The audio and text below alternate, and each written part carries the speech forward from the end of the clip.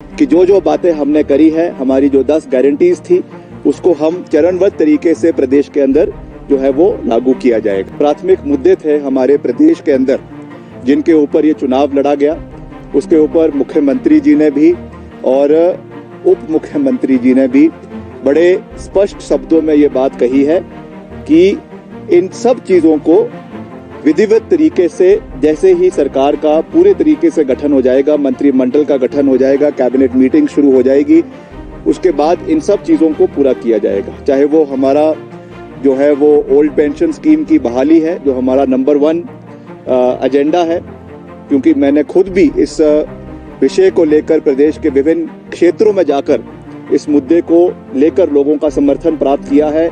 इसलिए मैं समझता हूँ it is my moral responsibility also to tell the electorate of the state, जो प्रदेश का हमारा मतदाता है, उनको हम ये विश्वास दिलाना चाहते हैं, we stand by what we said and we will deliver in the times to come. इसलिए आप उस तरीके से पूरे तरीके से जो है वो आश्वासित रहे कि जो जो बातें हमने करी है, हमारी जो 10 गारंटीज थी, उसको हम चरणबद्ध तरीके से प्रदेश के अंदर जो है वो लागू किया जाएगा। एक समन्वय, हमें एक वर्किंग रिलेशनशिप जो है वो केंद्र सरकार के साथ बनाना है और हम स्वागत योग्य है। मुख्यमंत्री जी ने आज के दिन जो है, पिछले कल प्रधानमंत्री जी से मिलना था, मगर क्योंकि कोरोना पॉजिटिव होने की वजह से वो अभी प्रधानमंत्री जी से नहीं मिल पाए हैं। उन्होंने भी ट्वीट के माध्यम से मुख्यमंत्री जी को बधाई दी है and I am sure that in the times to come, राजनीतिक खटास को पीछे रखते हुए प्रधानमंत्री जी ने जो शब्द चुनावों के समय में हिमाचल प्रदेश में आके कहे थे कि हिमाचल प्रदेश मेरा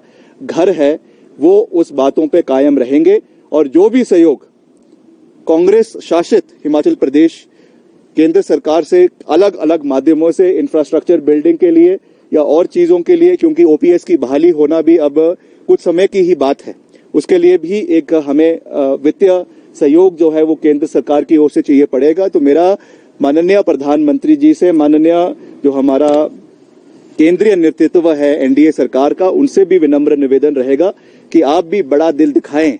और जिस तरीके से पूर्व में मैंने पहले भी ये बात कही थी कि एक समय था जब माननीय स्वर्गीय former prime minister Atal Bihari Vajpayee ji ने कहा था रिज मैदान पर आकर कि Virbhadra Singh ji is from a different party but he is my personal friend.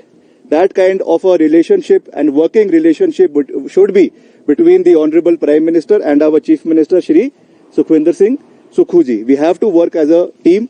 जहाँ तक ideological differences है वो थे, है और वो रहेंगे। हम आइडियोलॉजी के ऊपर लड़ते थे, लड़ते हैं और आगे भी लड़ते रहेंगे। बट मैं पहले कह चुका हूँ कि कुछ ये हमारा एक पारिवारिक मसला है और उसको हम जो है वो कोर्ट के माध्यम से, मीडिएशन के माध्यम से ठीक करेंगे। मैंने पहले भी कहा है, स्पष्ट शब्दों में कहा है, because I believe in calling a spade and I am not a person who runs away from questions.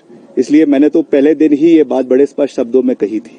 मगर मैं ये जरूर ये बात कहना चाहूंगा कि धुएं को निकलने के लिए आग की आवश्यकता होती है, और जब आग ही 3 साल से नहीं थी, अब उस आग को और धुएं को जबरदस्ती चुनावों के समय में क्यों लाया गया, इसके पीछे एक बहुत बड़ा षड्यंत्र रचा गया है। किसने रचा है, क्यों रचा है, मैं बहुत अच्छे तरीके से जानता हूं।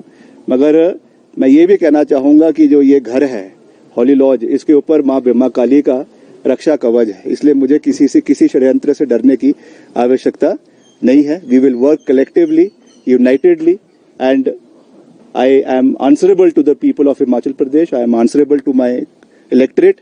उन्होंने जो मुझे मैंडेट दिया है सोच समझ कर दिया है and collectively we will work forward.